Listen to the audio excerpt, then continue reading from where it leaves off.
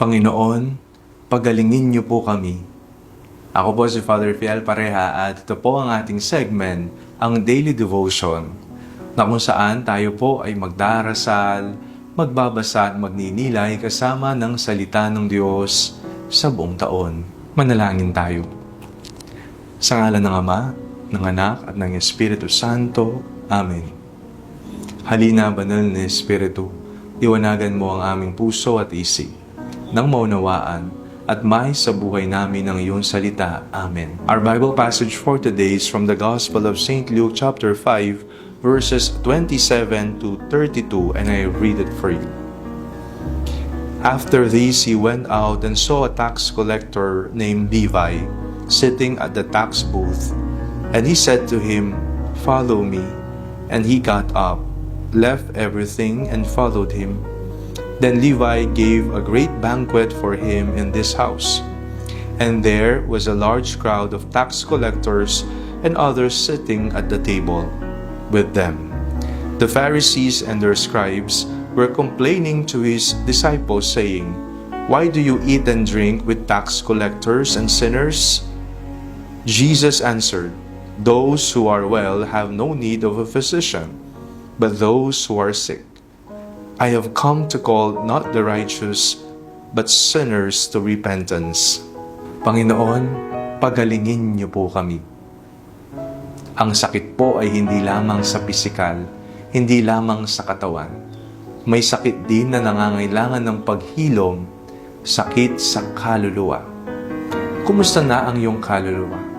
Kumusta na ang iyong relasyon sa Diyos? Kumusta na ang iyong buhay?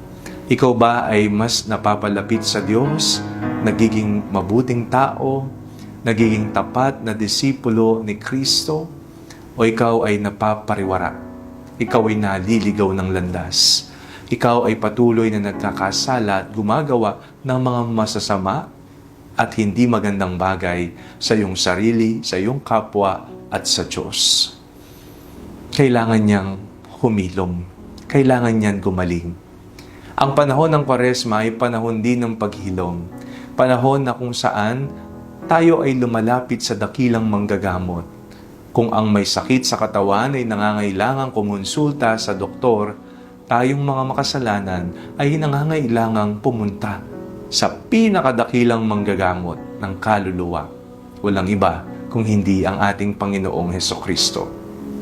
Sa ating binasang Ebanghelyo, nag-usap-usap ang mga Pariseo at ang kanilang mga alagad. Bakit nakikikain kasama ng mga publikano at makasalanan ang inyong mayestrong si Jesus? Ano po ang tugon ni Jesus?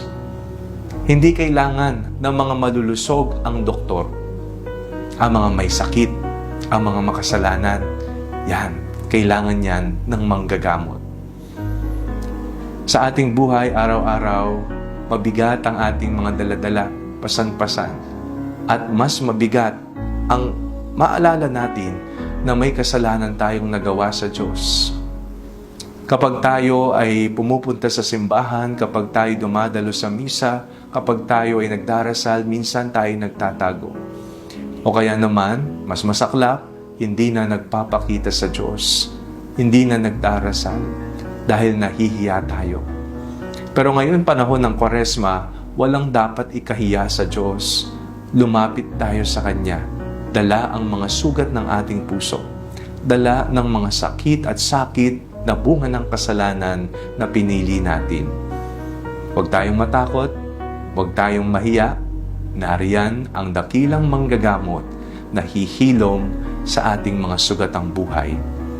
Manalangin tayo. Panginoong Hesus, pagalingin po ninyo kami, hindi lamang sa aming pisikal na katawan, maging ang aming kaluluwa. Amen. Sa ngalan ng Ama, ng Anak at ng Espiritu Santo. Amen.